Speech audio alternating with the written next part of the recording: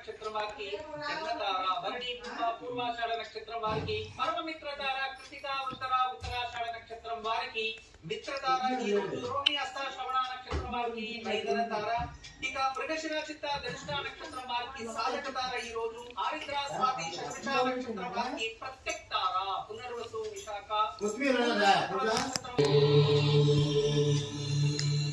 రేపు ఆదివారం లక్ష్మీనారాయణ యోగం ఉంది. విశేషమైన రోజు ద్వితీయ.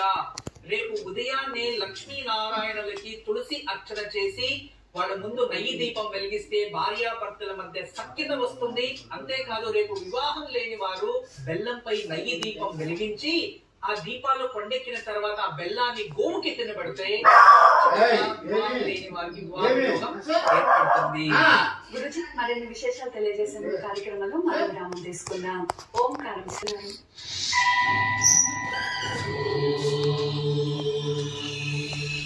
ఈ రోజు సాయంత్రం మీ దగ్గర నీలా సరస్వతి యంత్రం ఉంటే దాన్ని పూజించి పిల్లల మెడలో కట్టండి.